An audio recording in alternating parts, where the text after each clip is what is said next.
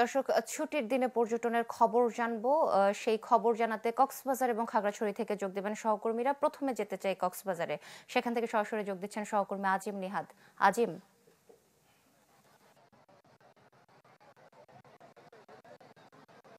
সোহেলি, গতকাল একটি বিশেষ দিন ছিল এবং আজকে আজকেও ছুটির দিন। সেই হিসেবে কক্সবাজারে আমরা গত বৃহস্পতিবার থেকে দেখতে পেয়েছি যে বিপুল সংখ্যক পর্যটকের আগমন ঘটেছে। এবং আরেকটি তথ্য আপনাকে জানিয়ে রাখি, সেটি হচ্ছে এই বছর আসলে পর্যটন মৌসুম শুরু হওয়ার পর থেকে কোনো ধরনের অরাজক পরিস্থিতি বা অস্থিতিশীল পরিস্থিতি না থাকার কারণে পর্যটকরা বেশ নিরাপদেই কক্সবাজার ভ্রমণ করেছে। এবং তারা আমরা অন্যান্য সময়ে যেটি দেখেছি, ফেব্রুয়ারির শুরুর দিকে খুব একটা ধীরে ধীরে চাপগুলো কমে যায়, কিন্তু এবার ফেব্রুয়ারিতেও বেশ চাপ রয়েছে। এবং পর্যটন ব্যবসায়ী যারা আছেন তারা ধারণা করছেন যে ফেব্রুয়ারির থাকবেন বলে আশা করা হচ্ছে। কারণ আমরা ইতিমধ্যে কয়েক জায়গায় যেটি দেখেছি, বেশ কয়েকটি স্টার মানের হোটেলে আমরা খবর নিয়ে দেখেছি, নিম্ন মাঝারি এবং সব ধরনের হোটেলে খবর নিয়ে দেখেছি, প্রায় হোটেলে কিন্তু বুকিং রয়েছে। ফলে আশা করা যাচ্ছে বিপুল সংখ্যক পর্যটকদের মধ্য দিয়েই কিন্তু এবারের পর্যটন মৌসুমটা শেষ হবে।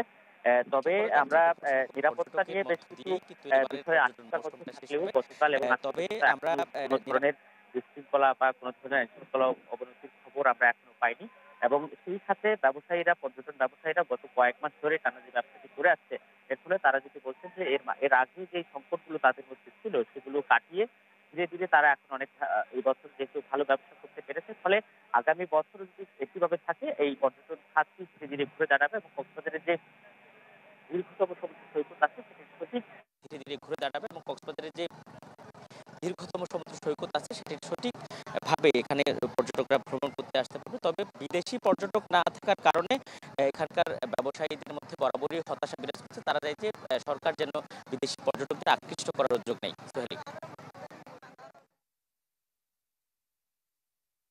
আজিম, ধন্যবাদ আপনাকে। দর্শক, এই মুহূর্তে জানবো খাগড়াছড়ির পর্যটনের খবর। সে খবর জানাতে আমাদের সাথে সরাসরি যোগ দিচ্ছেন সহকর্মী নুরুস্সাফা মানিক।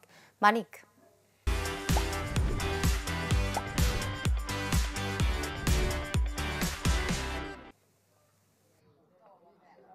সোহেলি, এখন একদম যে পর্যটন মৌসুম থাকে সেই পর্যটন মৌসুমের কিন্তু একদম শেষ সময় এবং শীতও কিন্তু শেষ হয়েছে গতকালকে। এবং এখন যে ফাল্গুন মাস এবং আজকে সাপ্তাহিক ছুটির দিন, সব মিলিয়ে কিন্তু খাগড়াছড়িতে আমরা দেখছি বিভিন্ন পর্যটন কেন্দ্রগুলোতে। আমরা এখন আছি খাগড়াছড়ির জেলা পরিষদ পার্কে এবং এই পার্কে আমরা দেখছি সকাল থেকে অনেক দর্শনার্থীরা উপস্থিত হয়েছেন। তারা পরিবার পরিজন নিয়ে কিন্তু এসে তারা তাদের মতো করে সময় পার করছেন। এবং এর পাশাপাশি বিভিন্ন আমরা দেখেছি যে 1979 ব্যাচের এসএসসি ব্যাচের হচ্ছে একটি রিইউনিয়নও হচ্ছে আজকে এই পার্কে। এবং এর পাশাপাশি এই পার্কের বিভিন্ন স্পটে, অর্থাৎ কয়েকটি জায়গায় কিন্তু আজকে পিকনিক, পারিবারিক কিংবা হচ্ছে প্রাতিষ্ঠানিকভাবে অনেক পিকনিকও হতে আমরা আজকে দেখছি। এবং সকাল থেকে কিন্তু এখানে কিন্তু উপচে পড়া উপস্থিতি ছিল। তবে এখন যেহেতু একটু দুপুরের সময় কিছুটা বিক্ষিপ্ত বিচ্ছিন্নভাবে পর্যটকরা কিংবা দর্শনার্থীরা ছড়িয়ে পড়েছেন, তবে বিকেল থেকে আবারও কিন্তু এখানে পর্যটকদের উপস্থিতি বাড়বে বলে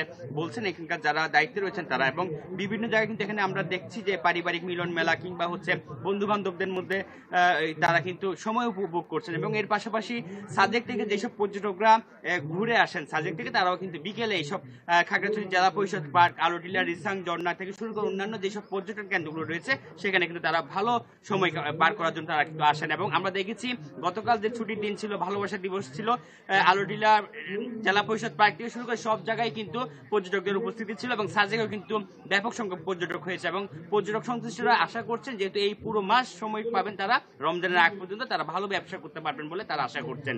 এ ছিল আমার কাছে সাপ্তাহিক ছুটির দিনে পর্যটকের খবরাখবর। সোহেলি। মানিক, ধন্যবাদ আপনাকে। দর্শক, ছুটির দিনে পর্যটনের খবর জানাচ্ছিলেন কক্সবাজার এবং খাগড়াছড়ির সহকর্মীরা।